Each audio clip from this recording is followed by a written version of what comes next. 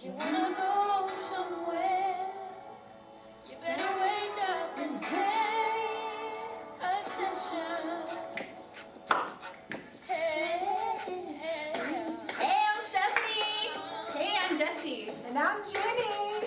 And I'm Christine. And we're going to talk about how childhood traumatic events can lead to mental illness. And we just want to put a disclaimer out there that we know this is a tough subject, but we want to put it in an easy format to understand, so we need no disrespect. So, You better wake up and pay attention! With your host, Alex Trebek, with the finger mustache, and our two lovely contestants, Stephanie and Christine. Woo! On to Alex. The first question tonight is, what is the definition of mental illness?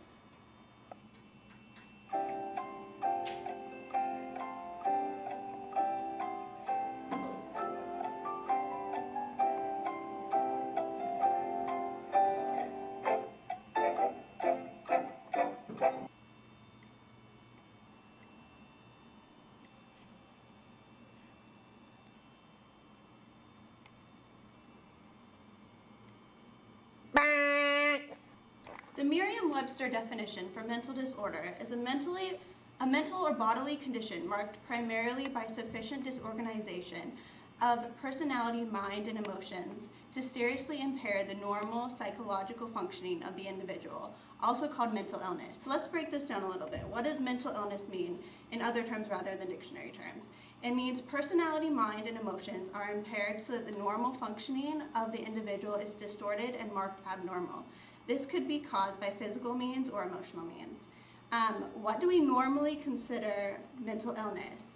Anxiety disorders, such as generalized anxiety disorders, PTSD, social anxiety disorders, panic disorder, OCD, or specific phobias. Mood disorders, such as depression, mania, bipolar disorder, impulse control disorders, such as pyromania, compulsive gambling, substance use disorders, and anxiety disorders are the most prevalent, so you'll see those most. Other forms of mental disorders could be eating disorders, such as anorexia nervosa and bulimia nervosa. Also psychotic disorders, such as schizophrenia, personality disorders, such as multiple personality disorder, antisocial personality disorder, paranoid personality disorder, and adjustment disorders, which constitute dissociative disorders, factitious disorders, gender or sexuality disorders, somatoform disorders, and tic disorders.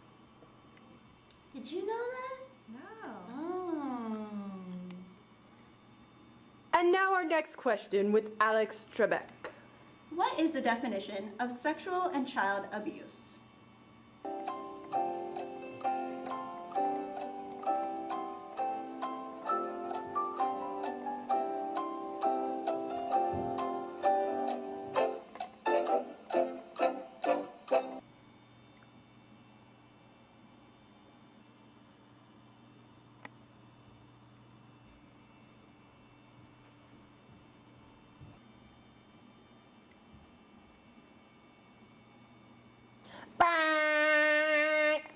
The Merriam-Webster definition of abuse is a corrupt practice or custom.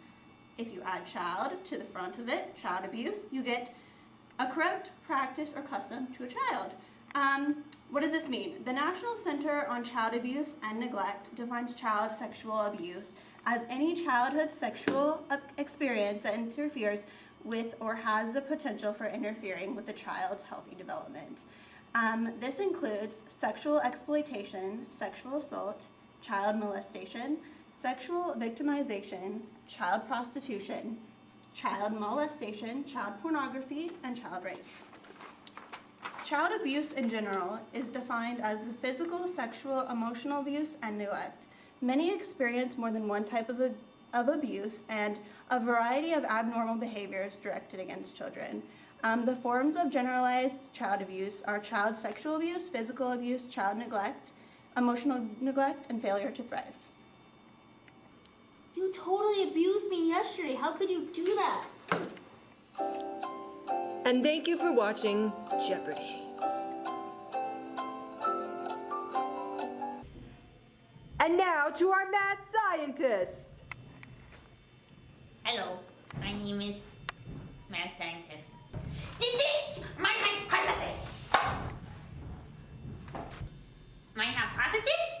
is that traumatic events within children can cause mental illness to adults. Okay, well, that is our hypothesis, and well, it is proven. It is proven by evidence of literature. So people have proven in psychological journals and health journals that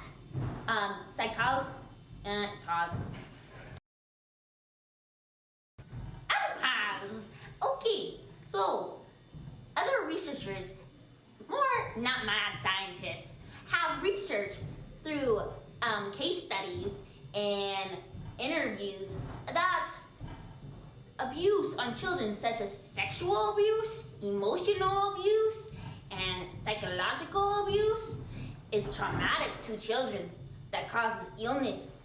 Well, I know this because it says in a journal of psychology that childhood traumatic events can cause permanent dysregulation of the hypothalamic pituitary adrenal, meaning your in your brain got no messed up through a crisis, which in turn may underline the dopamine abnormalities that are generally thought to be involved in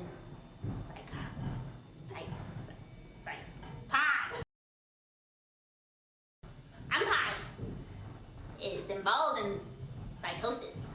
Okay, which just means child abuse as a risk for psychotic experience. The results from interviews and research suggest that early childhood trauma increases the risk for positive psychotic symptoms such as personality disorders, anxiety, depression, mood disorders, post-traumatic stress disorder. And they did this through certain research methods, such as the Composite International Diagnostic Interview, the Present State Examination, and standardized assessment instruments. What's really involved also is the intake interview.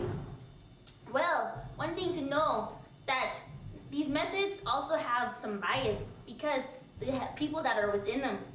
So, yes, it is true that abuse can cause mental illness, but it also may not. Okay, goodbye.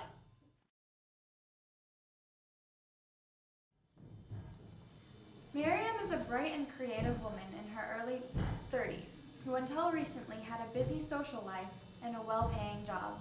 Now unemployed and living in her parents' basement, Miriam is recovering from a bout of depression and suicidal thoughts that have haunted her at various times since she was sexually abused by an adult friend at the age of 14.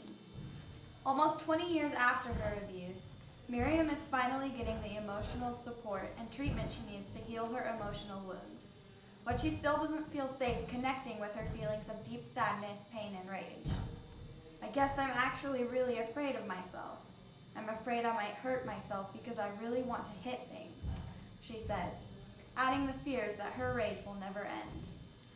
Chronic depression is a common response to childhood sexual abuse, says Dr. Patricia Fisher, who studies the relationship between mental illness and child trauma. She adds that people with a history of child sexual abuse are also more likely to develop anxiety disorders, problems with identity, and post-traumatic stress disorder, a sense of re-experiencing a past trauma, among other symptoms. One study has found that an overwhelming portion of adult survivors of childhood sexual abuse have a mental illness, 95%. Half develop post-traumatic stress disorder. And a study monitoring female drug abuse treatment programs notes that 40% of their outpatients report a history of sexual abuse.